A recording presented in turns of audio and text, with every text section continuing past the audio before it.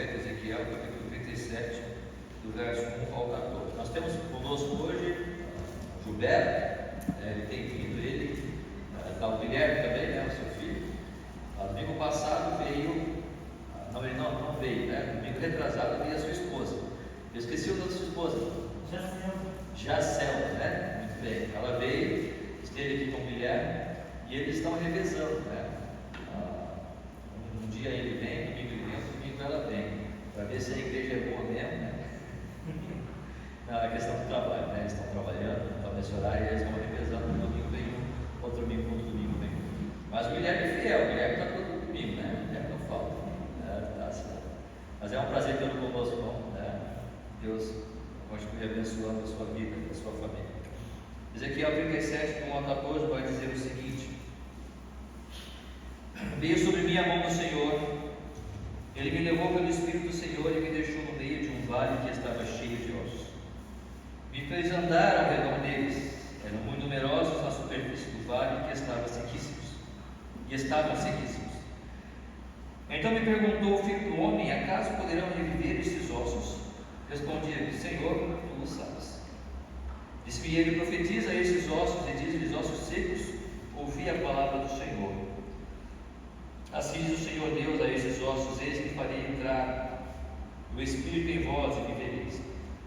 Porém tendões sobre vós, farei crescer carne sobre vós estenderei pele, e porém em vós o Espírito e vivereis, e sabereis que eu sou o Senhor.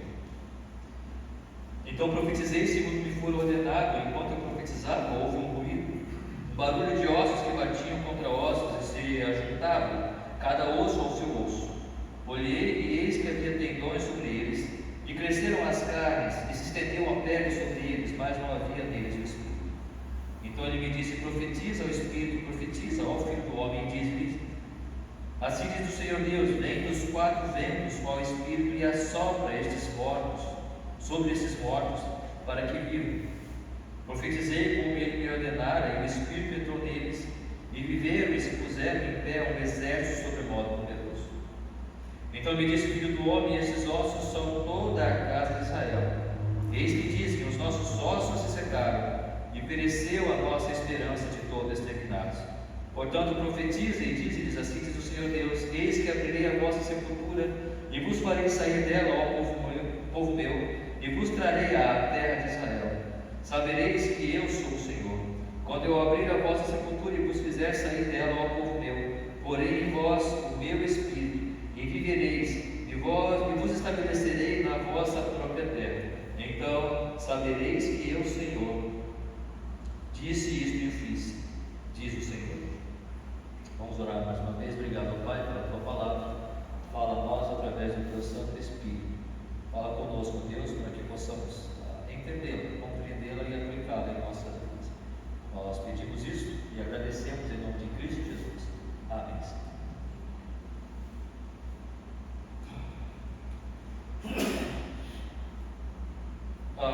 Eu creio que todos nós sabemos qual é a razão deste estado quando o profeta é levado num vale e ele vê ali ossos secos. Na verdade, eu não sei como está a sua versão, mas como eu li aqui no versículo 2, e me fez andar ao redor deles, eram muito numerosos na superfície do vale e estavam sequíssimos.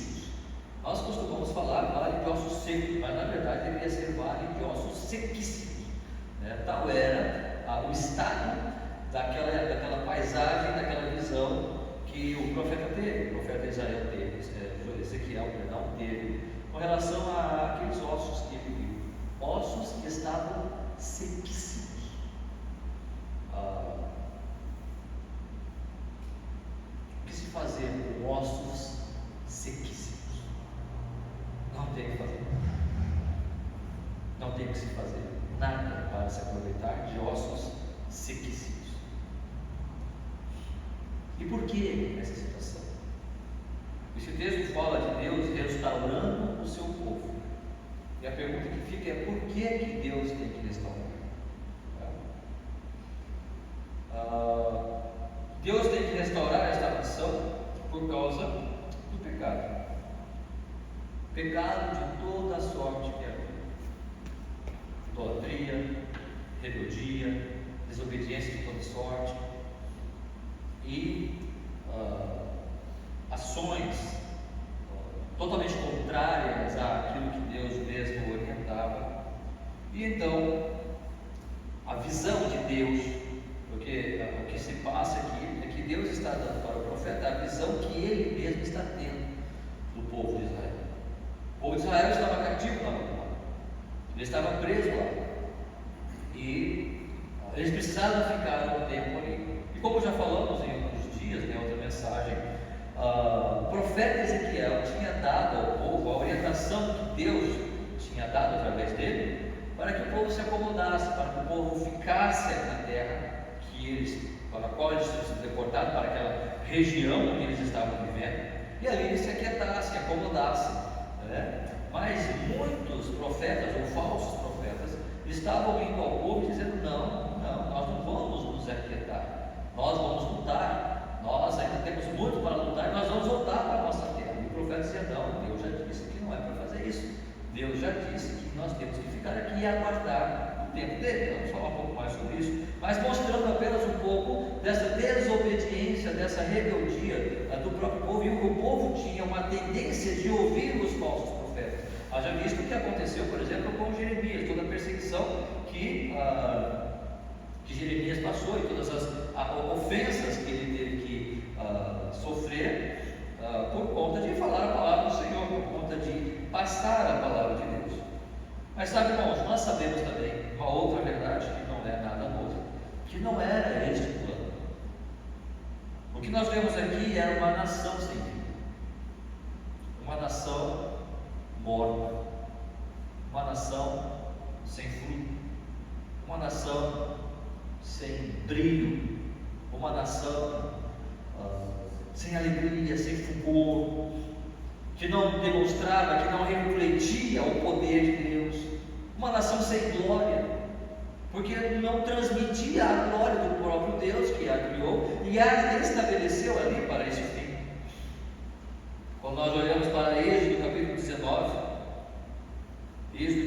nós vamos perceber o que Deus tinha para aquele povo, que nós sobejamente já sabemos, mas nunca é demais nós revivermos ou rememorarmos.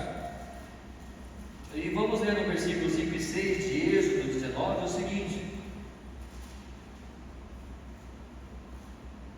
agora, pois, se diligentemente ouvires a minha voz e guardardes a minha aliança, então sereis a minha propriedade peculiar dentre todos os povos, porque toda a terra é minha. Vós me sereis reis e sacerdotes e nação santa. São estas as palavras que falarás aos filhos de Israel.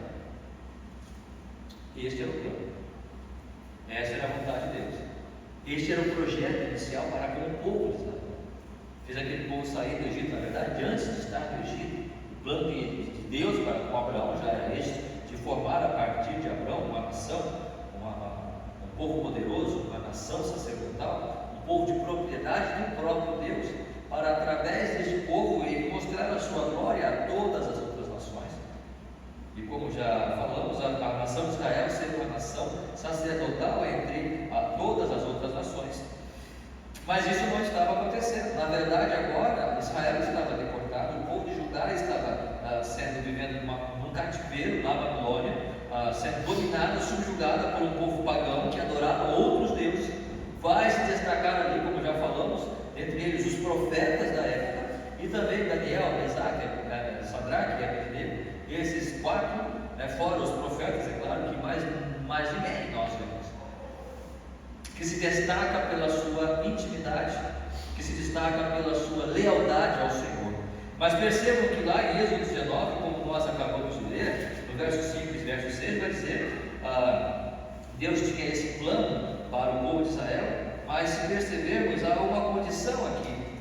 Há uma condição que diz: agora, pois, se diligentemente ouvires a minha voz e guardardes a minha aliança, então sereis a minha propriedade peculiar entre todos os povos, porque toda a terra é minha. Vós me sereis reino, sacerdote e nação santa.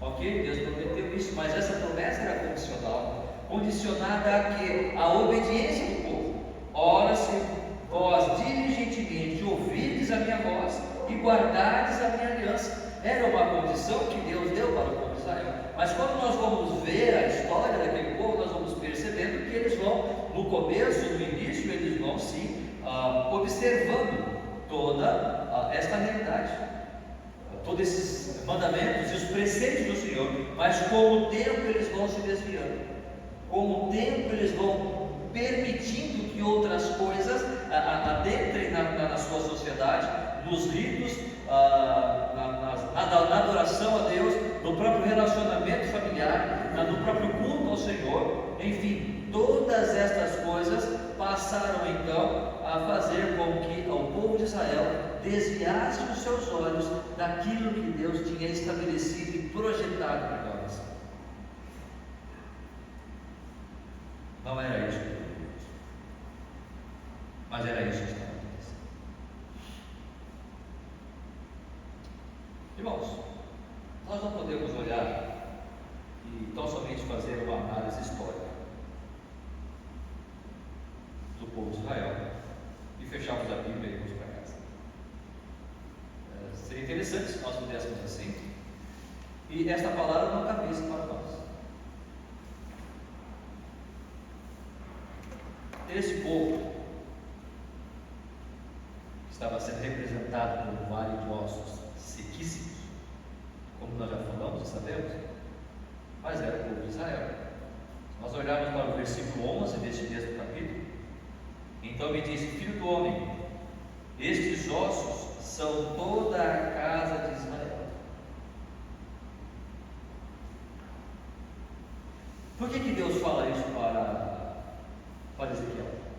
Porque talvez Ezequiel não percebia isso. Ainda que Ezequiel fosse um profeta, mas talvez Ezequiel olhou para aquela visão e disse: esses são os nossos inimigos, não é, Senhor? Este vai ser o nosso futuro, os nossos inimigos vão estar todos assim, destruídos, e os seus ossos secos. Onde é que está Israel, Senhor? Vibrando e comemorando a vitória? Não, Ezequiel.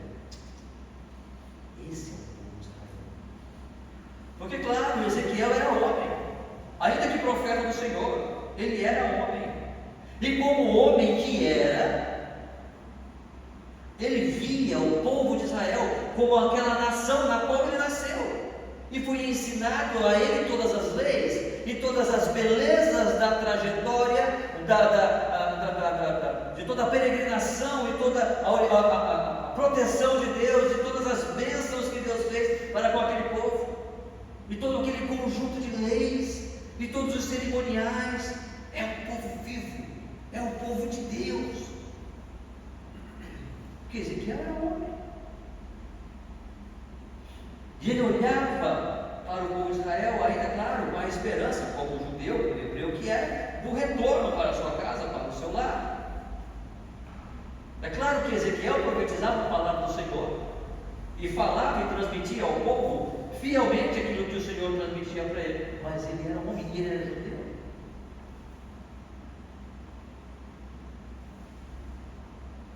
Mas o Senhor traz ele e diz: isso aqui é o meu Israel. Isso aqui não são as nações inimícias. Este é o povo como eu estou vendo hoje. Não fisicamente, não naturalmente, porque eu sei que naturalmente tem um povo aqui na Babilônia, tem um outro povo lá na nossa terra prometida, mas estão espalhados, mas estão aí, você está vendo. Mas espiritualmente, Ezequiel, estão todos juntos. O povo de Israel, seus ossos espirituais estão secos, estão sequíssimos. Por quê? Porque não ouviram a aliança, não consideraram a palavra do Senhor, esqueceram da aliança que tinha feito com o Senhor.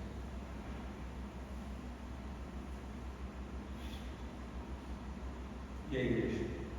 É claro que nós temos que fazer um link com a igreja. Nós acabamos de cantar o hino. sim, marchar avante, todos seguindo a divina bandeira, sim, marchar avante, unidos firmes sempre no avançar. Glória, glória, eis que canta a multidão, consagrai-lhe todo o vosso coração, para Jesus obedecer e ao cumprir o seu querer, entoai louvores altos, avançai. Estamos avançando, irmãos? Estamos marchando realmente. Quando você canta, quando eu canto este hino, eu imagino a igreja, um exército de cristãos andando pelas ruas, com a palavra. A bandeira é a palavra, né? Pode ser a palavra, pode ser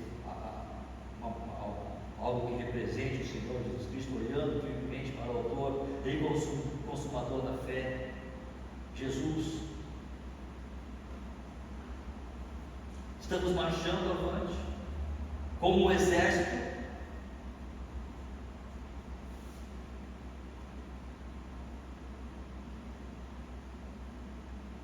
Ou estamos cada vez mais divididos? Ou estamos cada vez mais, cada um tentando cuidar das suas próprias necessidades, dos seus próprios interesses e confortos, e dizendo: não quero fazer parte disso. Na verdade, há aqueles, isto é bíblico, que até desejam, quem sabe, que a igreja feche, quem sabe que a igreja realmente sucumba.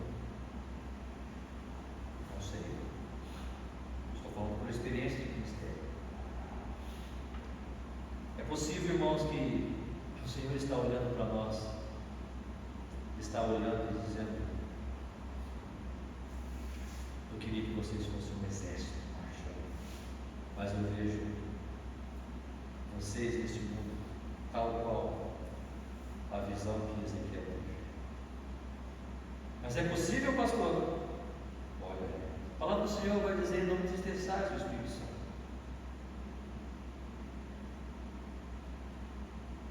É possível, irmãos, que a vida da igreja ela se torne tão secular, que nós, como igreja, nos tornemos tão alheios à palavra do Senhor e tão tendenciosos a aceitar e ouvir coisas que vêm de fora.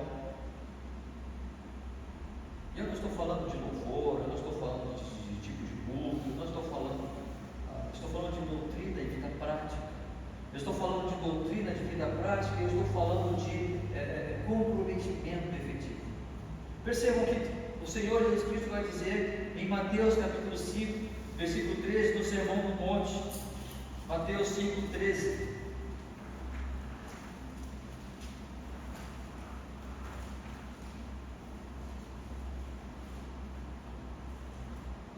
Se alguém achar, pode ler, por favor. Mateus capítulo 5, versículo 13.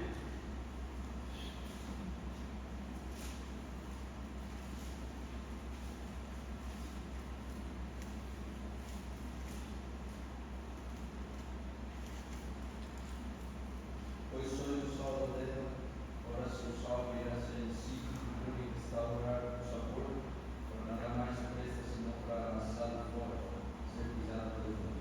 Esse versículo talvez é um versículo que merecia talvez uma consideração no sentido mais profundo, mas quando nós olhamos de forma panorâmica, superficial apenas, você tem sal, e o sal serve para realçar o sabor, o sal serve para manter o alimento. Mas se o sal vier a se tornar insípido, o próprio Senhor Jesus Cristo está dizendo. Mas é possível que o sal venha a se tornar insípido? Eu não sei, Jesus está dizendo isso. Jesus está dizendo isso. Se o sal vier a se tornar insípido, ou seja, sem sabor, ou seja, inútil, se o sal vier a se tornar algo que não realça o sabor e não conserva os alimentos, para que ele serve? Se não, ser lançado fora e ser pisado pelos homens. Mas está dizendo, o que Jesus quer dizer? Ele está falando de sal, ele está falando de culinária? Não. Ele está falando de nós como sal da terra. Ele está falando da igreja. Ele está falando daqueles que ele escolheu para ser o sal desta terra. E o sal desta terra tem que dar sabor. E como é que nós vamos dar sabor?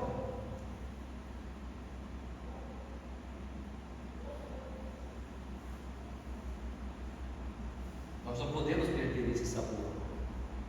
Nós não podemos perder as nossas propriedades como sal.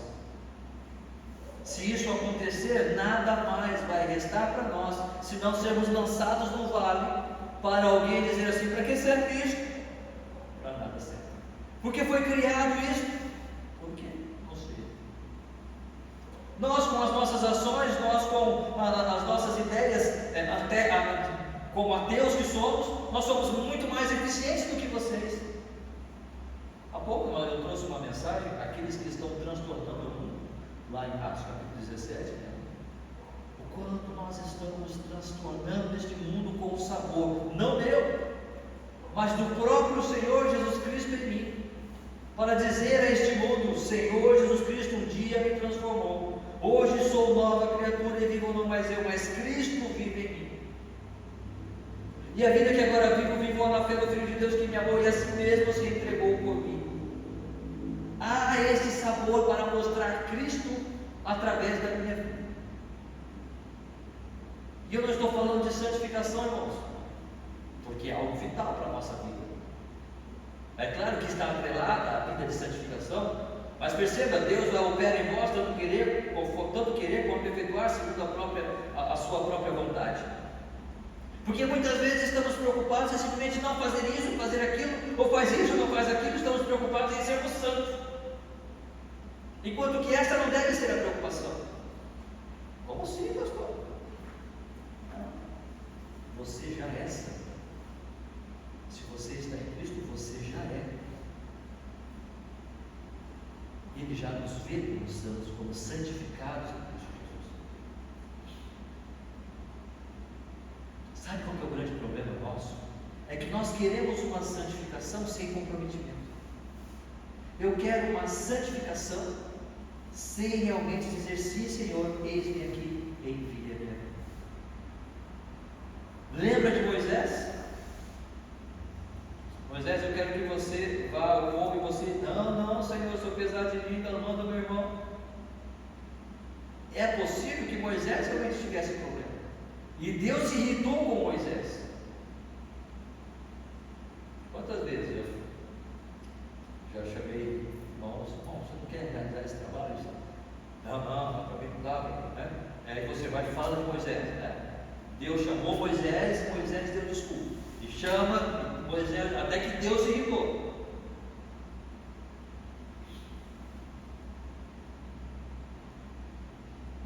Irmãos, a vida cristã, ela é uma vida que precisa de comprometimento. Lembra que nós cantamos há pouco? O pecado já não nos governa. Irmão, você não quer fazer exercer esse ministério da igreja? Não, pastor, eu preciso esperar um pouquinho, porque eu estou cheio de pecado, e tem uns negócios para resolver. Está governando esse cara. O pecado está governando. Ao invés de dizer: sim, eu sou pecador, sim, mas em Cristo Jesus eu confesso que sou pecador e estou disposto com o meu coração a servir ao Senhor. E neste serviço eu vou cair. Neste serviço Deus vai trabalhar na minha vida. Nesta obra Deus vai tratar comigo. E se eu tiver que me envergonhar, e se eu tiver que cair, que eu caia, mas que a glória seja para Deus. E é aí que Deus vai trabalhando em nossa vida. Nós esperamos ser super santos para poder realizar o trabalho para o Senhor. Não! Se Deus está chamando você, é para você fazer. E Ele vai tratar você mediante, você vai realizando a obra dele. Como é difícil para nós entendermos isso. Mas sabe por quê? Porque o orgulho é tão terrível em nossos corações, que nós só queremos fazer aquela coisa quando eu estiver supimpa, quando eu sei que eu vou fazer e todos vão me aplaudir, porque daí não vão passar vergonha. Mas este não é o processo de Deus. Moisés caminhou, era um homem muito manso, pegou as tábuas da lei e quebrou, porque ele também era um pecador como eu e você. Irmãos, a obra do Senhor está aí. Há pouco estávamos falando sobre nós, como homens, arregaçar as nossas mangas e trabalhar e servir. Olha, irmão, sem querer voltar ao passado com isso, mas sabe, muitas coisas se deram nesta igreja. pelo menos reuniões duras, 2 reuniões duras que tivemos. Sabe por quê? Porque homens no passado não arregaçaram as mangas para fazer o que tinha que ser feito. Foi simplesmente isso. Porque se tivesse sido feito gradativamente, gradualmente, o que tinha que ser feito de manutenção, nada disso precisava. Não quero ficar voltando ao passado, mas falei há pouco também com os homens. Lembra quando Paulo chamava a atenção da igreja? E ele escrevia, ele nomeava. Ele nomeava, o fulano de tal me deu problema, o outro fulano me deu problema. Cuida com esses caras aí, esses caras são complicados. Porque simplesmente achamos que não temos que fazer isto, ou achamos que não, alguém outro faz, alguém outro é melhor do que eu, não pode fazer, mas quem? Deus chamou você agora.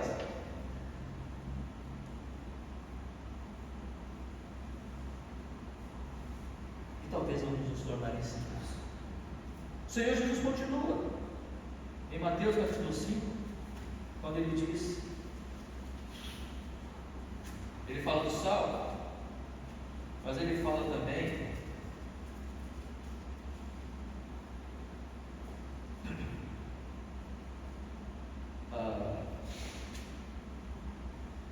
da luz, versículo 14. Alguém lê para nós, por favor, versículo 14?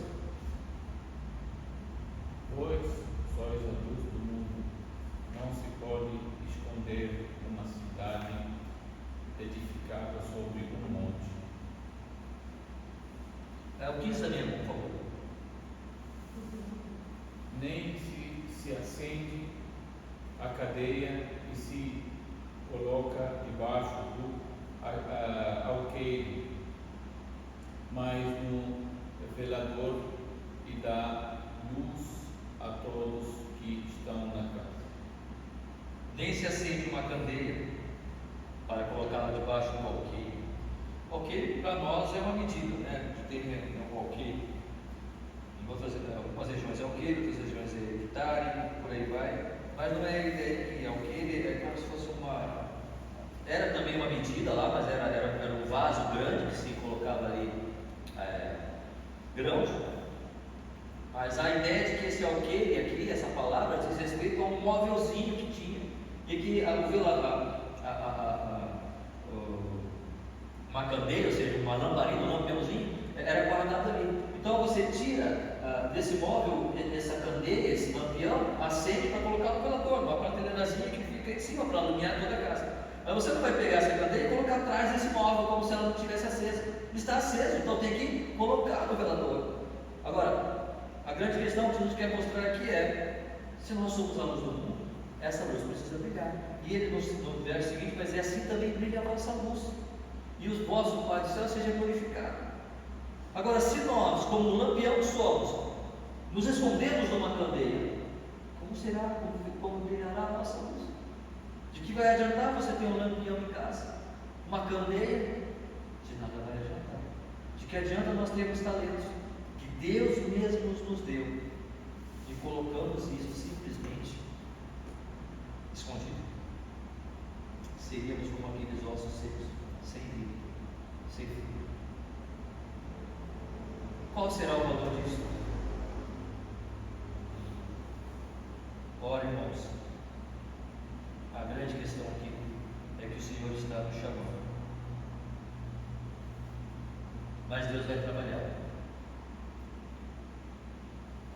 Talvez eu esteja vendo, talvez a leitura que esteja fazendo esteja errada, mas eu percebo a igreja hoje quase como neste vale de ossos. Me perdoe se a sua visão, a sua leitura é diferente, mas é desta maneira que eu percebo. Temos muito movimento, temos muito brilho, temos muitos nomes aparecendo no Evangelho, música, ritmos, nunca se teve igual, mas não passa disso. Nós estamos vendo realmente um marchar avante, seguirmos, indo, pregando o Evangelho, para a honra e glória do nosso Deus. Sabemos também que vivemos tempos difíceis. Antigamente, claro, falar do Evangelho de Cristo era muito mais fácil. Pelo menos eu penso, mas a minha experiência. Hoje vivemos tempos, biblicamente falando, em que a apostasia tem tomado conta, em que a dureza do coração do homem tem se mostrado evidente. Mas mesmo assim, precisamos orar, precisamos dobrar os nossos joelhos e dizer: Senhor, não permita que, como sal desta terra e como luz deste mundo, eu venha me tornar assim. Irmãos, eu tenho orado para que o Senhor reanime as nossas forças, o Senhor nos dê a alegria de servir, não apenas estarmos juntos, não é apenas por este momento. Eu estou falando do meu dia a dia, na minha segunda, na minha terça, na minha quarta, na minha quinta-feira. Esta é a grande diferença. Não é se eu ouço hinos, qual o corinho que eu ouço. Não, é qual é o teu propósito. Qual é o meu propósito? Quanto tempo eu gasto realmente pensando nas coisas do Senhor?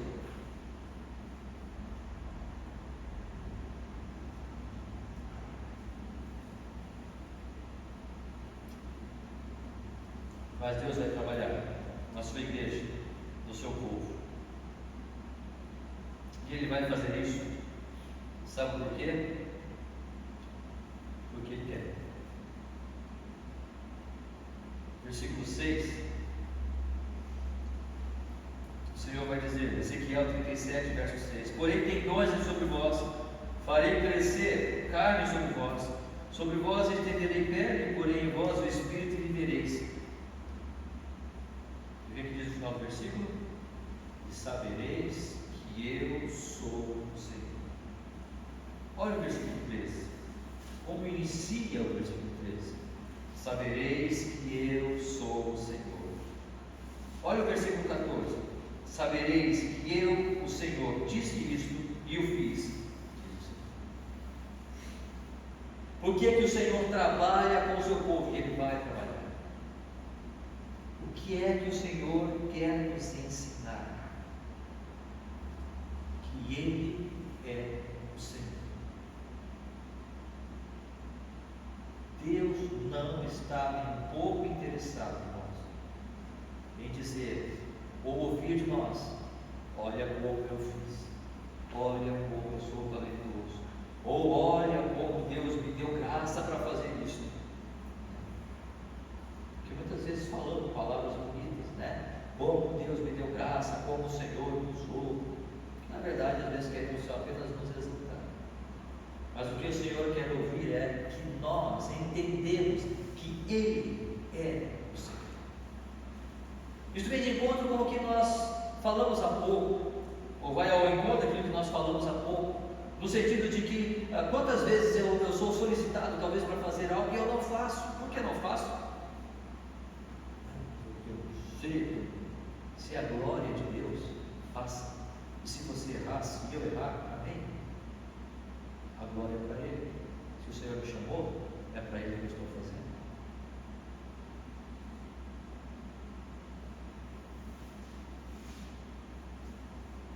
Percebam o capítulo anterior, Ezequiel, no capítulo anterior, capítulo 36, verso 22. Por que é que o Senhor está trabalhando no povo de Israel?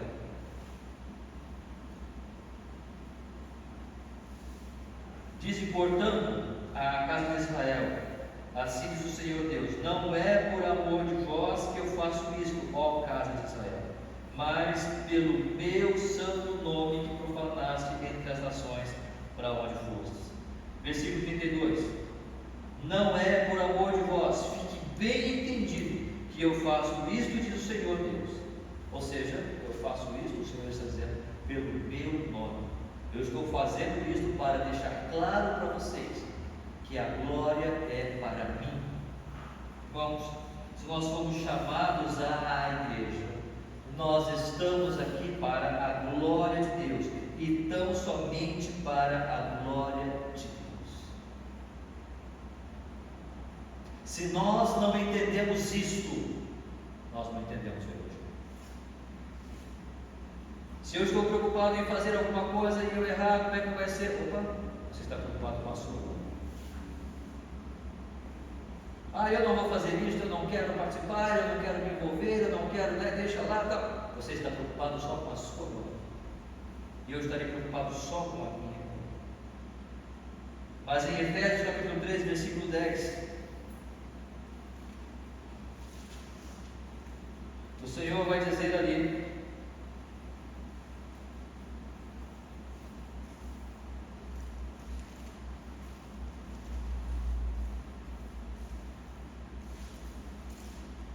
Efésios 3, 10 e 11, para que pela igreja a multiforme sabedoria de Deus se torne conhecida agora dos principados e potestades dos lugares celestiais, segundo o eterno propósito que estabeleceu em Cristo Jesus, nosso Senhor. Ou seja, pela igreja é necessário que através dela seja conhecido em todos os cantos da terra, em todas as esferas deste mundo, os principados e potestades dos lugares celestiais, segundo o eterno propósito que estabeleceu em Cristo Jesus, nosso Senhor. Ou seja, Cristo precisa ser conhecido, Deus, a sua sabedoria precisa ser conhecida. Nós fomos chamados como igreja para que Deus seja conhecido, a multiforme sabedoria de Deus seja conhecida em todo o universo. Nós não fomos chamados para nós dizermos: olha o que eu faço, eu deixo de fazer. 1 Coríntios 10, 31 vai dizer, 1 Coríntios 10, 31,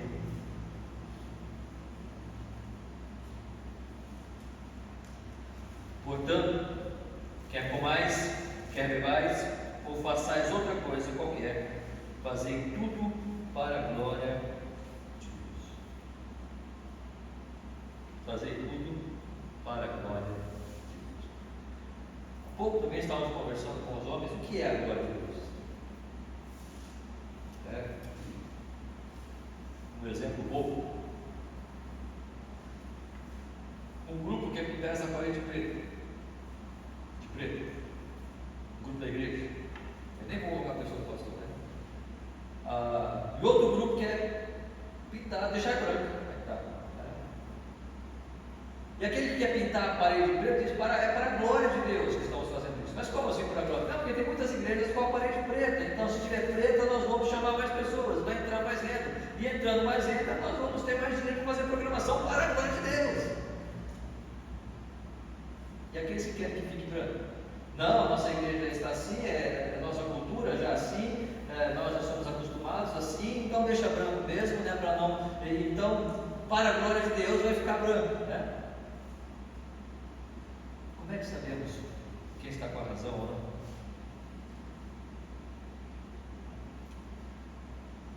Como é que nós vamos saber quem realmente está buscando a glória de Deus ou não? Aqueles que querem a parede preta ou aqueles que querem a parede branca? A maioria diz crucifica.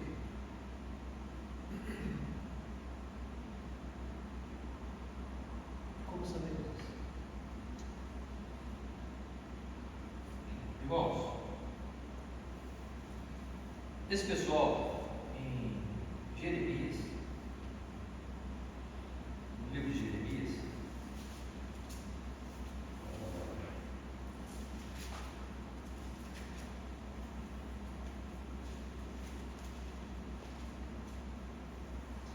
perdão, não é Jeremias, é Ezequiel, perdão. Pensei em Jeremias aqui, porque tem um outro texto aqui de Jeremias, mas não é. É Ezequiel mesmo,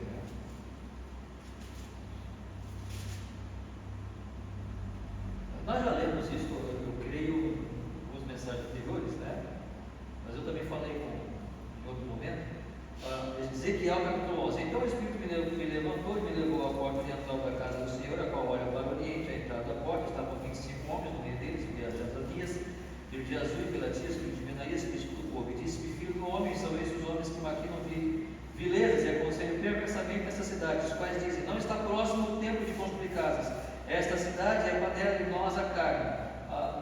É um contexto aqui onde homens estavam dizendo: irmão, povo, de Israel não era para nós construirmos casa agora.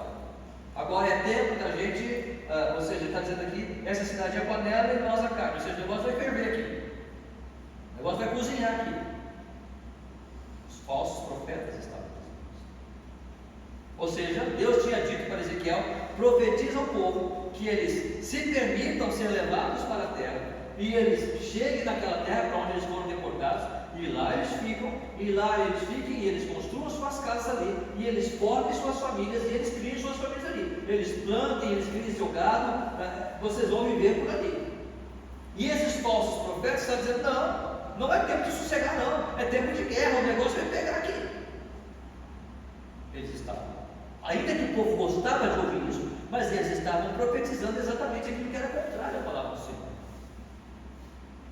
Como saber quem está com a verdade? Como saber se aqueles profetas, aqueles 25 homens que estavam no templo, e mais Benaías, e mais, ou Ezequiel sozinho ali falando?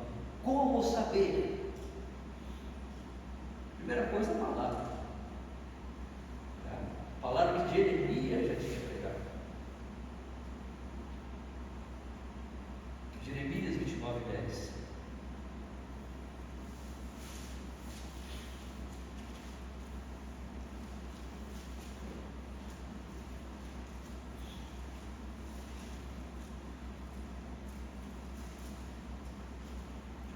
Jeremias 29:10 vai dizer o seguinte: assim diz o Senhor: logo que se cumprirem para a Babilônia 70 anos, atentarei para vós outros e cumprirei para convosco a minha boa palavra, tornando a trazer-vos para este lugar. Saiam daqui, vão para aquela terra e fiquem lá 70 anos. Você vai ter que construir casa lá durante 70 anos. Você vai ter que ter uma geração, 70 anos, é uma geração. Você vai ter filhos lá.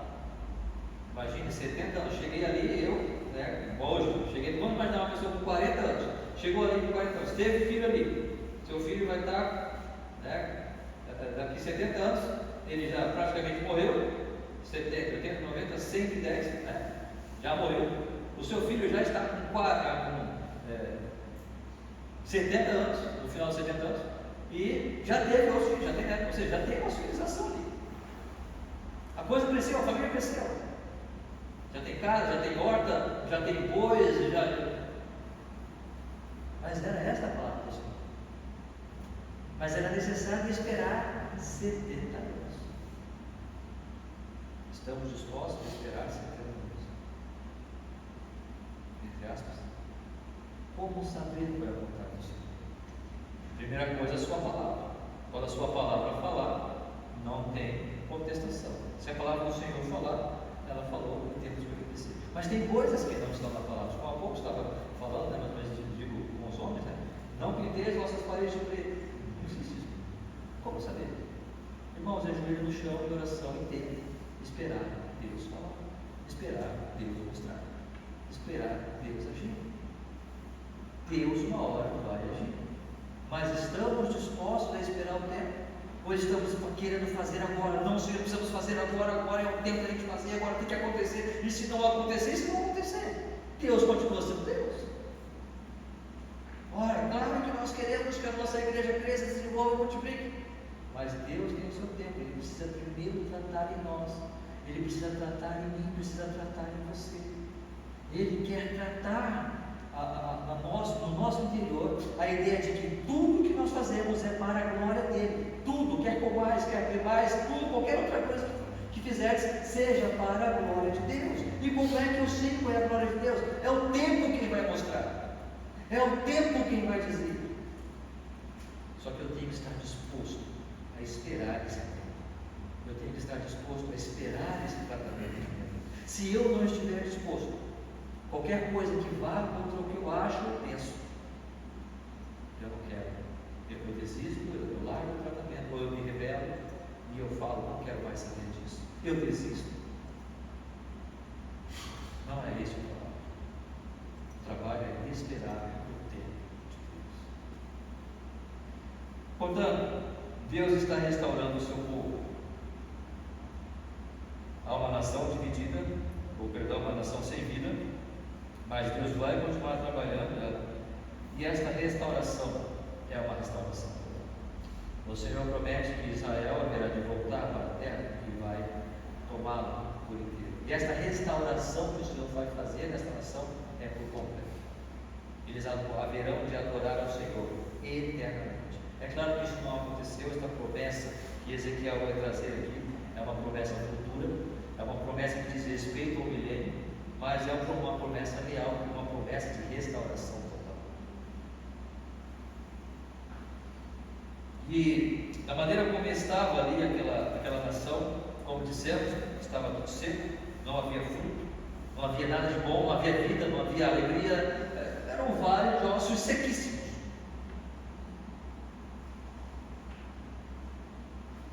Segunda de Pedro 1:8.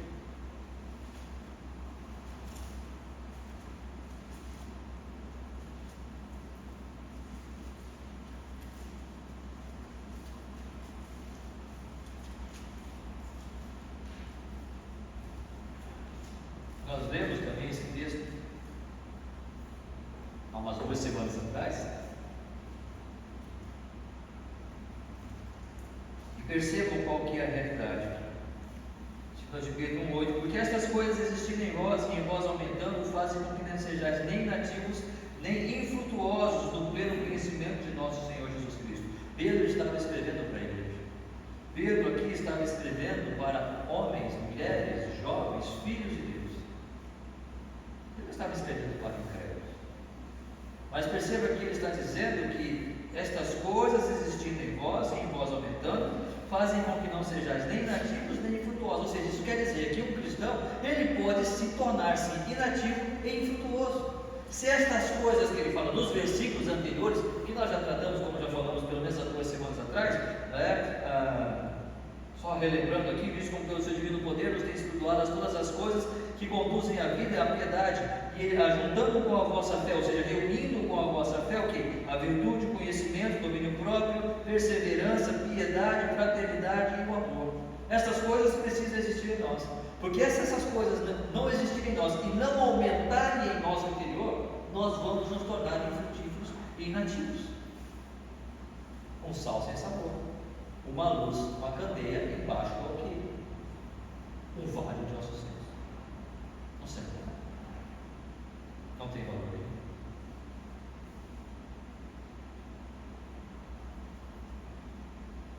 Quais são os segredos para a frutificação, então? Nosso tempo já se vai. Qual é o segredo para a frutificação? O que é que precisamos ter? Sim, pastor, eu entendi, eu quero frutificar.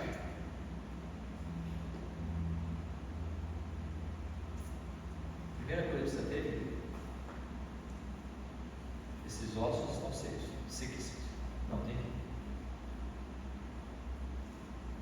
Irmãos, há muitas pessoas que estão na igreja, podem ser membros da igreja, podem estar há anos na igreja, e você não vai ver fruto. Sabe por quê? Porque não tem. Ele aprendeu a falar como crente, ele aprendeu a se vestir como crente, ele aprendeu a procurar versículos na Bíblia como qualquer crente. Mas quando você vai olhar para a sua vida, não há fruto nenhum. Nada. Você não vê uma ação frutífera. Você não vê alguma coisa que... Eu não estou falando de ser levado. Eu acho que a glória, né, da frutificação, a glória de uma vida cristã é quando você consegue levar alguém para Cristo. Isso não tem preço. Acho que eu já contei a história, né, quando eu e a Cátia estávamos no seminário, fomos nós dois e mais um grupo de jovens conosco ali no seminário. A Cátia estava grávida da Natália ainda. Nós fizemos uma semana de ONS, uma semana ali na igreja. Era EBF, na verdade, misturado com ONS ali. Era ONS? Não, era só EBF, não tinha ONS. Era só EBF. Fizemos uma semana, segunda, terça, quarta, quinta, sexta, sábado, que culminou no domingo. Segunda, terça, quarta, quinta, sexta, sábado, e terminamos no domingo pela manhã. Estava cansado, porque era de tarde, tínhamos que preparar os materiais de manhã, à tarde. Não sobrou tempo para ir para a praia, não sobrou tempo. Aí à tarde era trabalho, criança aniversário, o pastor tinha uma Kombi, ia lá, pegava a criançada daqueles lá, e trazia, era um criareiro terrível, a molecada correndo para lá, né, e contando historinha e tal, e coisa, brincando com a molecada. Segunda, terça, quarta, quinta, sexta, não aguentava mais. Sábado, não aguentava mais. Meu Deus do céu, acaba logo isso aí. Domingo, então, ufa, hoje vai acabar isso aí, beleza. Estava cansado. Quando foi no domingo, um jovenzinho chegou para mim e disse: seu Márcio, sim, diga, eu tenho ouvido a história e eu quero receber Cristo como Senhor da minha vida. Ele me chamou no canto, eu quero aceitar Cristo como Senhor da minha vida. Os irmãos não sabem a alegria que ele vive, sabendo que nosso trabalho não é, sabendo que durante todo aquele tempo que estivemos ali, aquele jovenzinho recebeu a palavra do Senhor. E não foi eu que fui a ele e disse: olha, vem aqui, você não quer receber? Não. Ele veio a mim, me chamou no canto e disse: eu quero receber.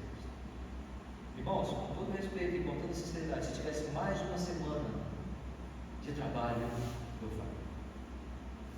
Não tem nada igual você ver uma alma se convertendo pelo trabalho que você realizou, pela maneira como Deus usou você. Toda a glória para o Senhor. Mas é algo rejuvenescedor, é algo renomador, é reparador. Não tem nada. Mas há outros frutos que nós podemos dar. Não é só levar pessoas a Cristo. Você pode ser uma bênção no louvor da igreja. Você pode ser uma bênção no trabalho físico da igreja. Você pode ser uma bênção na organização da igreja.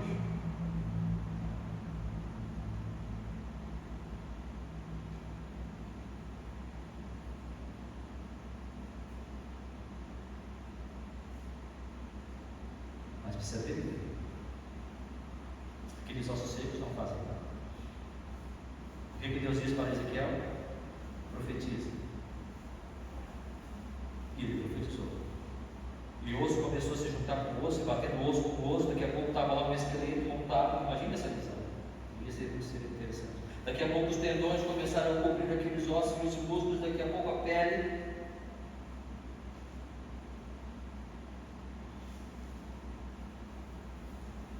Estava lá. Um boneco de osso, tendões e carne e pele. Mas ainda não tinha.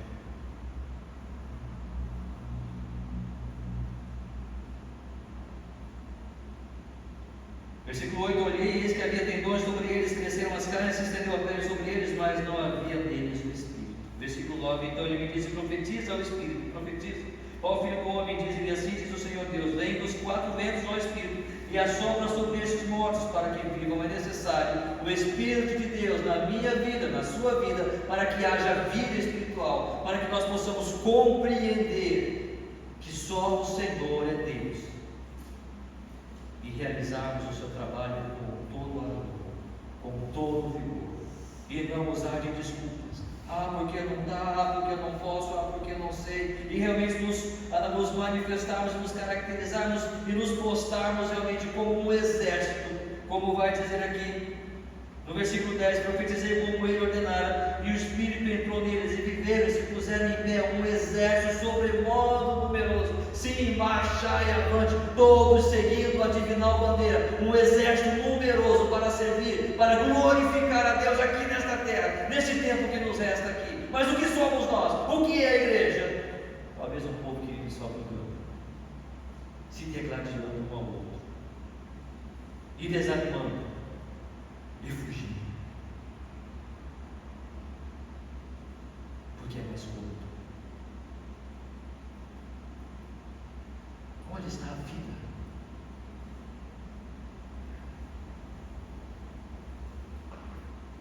É necessário a vida para nós podermos perceber que o que estamos fazendo, irmãos, não é passageiro.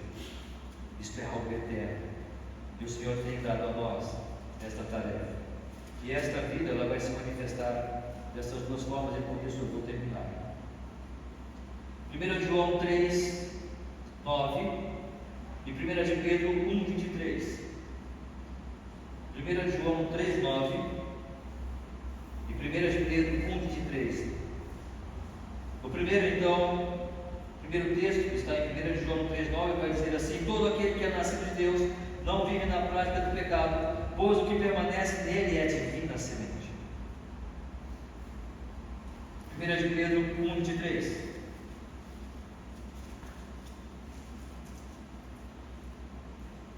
Pois fostes regenerados, não de semente corruptível, mas de incorruptível, mediante a palavra de Deus, a qual vive e é permanente. Pois fostes regenerados, não de semente corruptível, mas uma semente incorruptível. Então temos dois textos com a palavra semente. Todo aquele que é nascido de Deus não vive na prática do pecado, pois o que permanece nele é a divina semente. E o versículo segue, né? Pois ora esse não pode viver pecando, porque é nascido de Deus. Os dois textos falam desse nascimento na família de Deus. Tanto 1 João 3,9 quanto 1 Pedro 23 fala do nascimento na família de Deus. Ele nasceu de Deus. Ele tem vida espiritual. Por quê? Tem duas sementes. Mas sabe o que é interessante? Que na semente de 1 João 3,9, a palavra no grego é espora. A semente aqui é feminina. Em 1 Pedro 1,3, a palavra semente aqui é esperma, a semente masculina. A palavra e o espírito, as duas sementes se juntam para dar vida. Quando a semente masculina, naturalmente falando, o homem e a mulher se juntam, e as duas sementes geram o quê? Vida. É necessário a palavra. Não adianta só ter dons. Não adianta só o esqueleto. Tem a estrutura ali legal. Não adianta só a palavra. Você quer amar a palavra? Amém. Você quer conhecer a palavra? Amém. Mas não adianta eu me abastecer de palavra, se não houver o Espírito. É o Espírito que vivifica a palavra para ela trazer vida a mim, para eu poder abrir os meus olhos para entender. Agora eu entendo que eu sou pecador. E agora eu vejo Cristo. E agora eu compreendo o seu amor por mim. E agora eu compreendo a sua obra. E compreendo que eu não mereço. Por isso eu vou servir. Por isso eu quero fazer parte deste exército. Seja o que for, haja o que houver, eu farei parte deste exército. Para servir, engrandecer, glorificar o nome de Deus. E proclamar a todas as nações que só o Senhor é Deus. Eu não quero ser entre aqueles vales que estavam, aqueles ossos que estão naquele vale. Eu quero viver, eu quero vida. E Jesus vai dizer: eu vim para que tenha vida, e vida em abundância. Como está você? Como está o seu caso? Como está o meu caso? Somos a igreja de Cristo, se somos amém. Mas que isso se manifeste no nosso desejo de servir ao Senhor. Que isso se manifeste no desejo claro de usarmos os nossos talentos. Você tem que trabalhar o seu. Você tem que realizar os seus desafios diários, o seu também. Eu também tenho. Todos nós temos os nossos desafios. Mas o que eu estou fazendo para glorificar? Estou trabalhando ou apenas justificando quando não? Cuidado. Essa pergunta eu faço para mim e todos nós. As duas sementes de vida em meu coração. Que o Senhor nos abençoe e possa trabalhar em nós para que Ele seja glorificado em nossas vidas, usando-nos para a sua honra e glória, proclamando o nome do seu Filho Jesus Cristo aqui nessa terra. Vamos orar. Nosso Deus e nosso Pai, pedimos a tua graça sobre nós, para que o Senhor esteja nos orientando, dirigindo-nos e fazendo-nos servir ao Senhor com tudo que temos e somos. Obrigado, Deus. Perdoa-nos tantas vezes quando temos sido negligentes. Perdoa-nos, Senhor, pois precisamos de Ti. Precisamos da Tua graça. Abençoe a Tua igreja, abençoe cada um de nós, Deus, para que possamos crescer, para que possamos desenvolver, para que esta vida que recebemos do Senhor possa ser manifestada no fervor, na alegria, no ardor, em glorificar ao Senhor, em cantar louvores a Ti, em proclamar o Teu nome àqueles que não Te conhecem, em oração a Deus, em estudo da Tua palavra, para que possamos estar preparados para todos que a perguntarem sobre a razão da esperança que é em nós. Abençoe, ó Deus, aqueles que porventura não puderam chegar hoje. Esteja com cada um, cada família aqui representada. Nós pedimos a tua graça para essa semana, para cada pai de família, cada mãe de família, cada jovem, que o Senhor esteja nos abençoando, que o Senhor esteja realmente nos mostrando qual seja a tua vontade. E tudo que fizermos, seja realmente para a tua honra e para a tua glória. Nós oramos, pedimos e agradecemos, ó Pai, em nome de Cristo Jesus. Amém. Nosso culto está encerrado. Que Deus nos abençoe.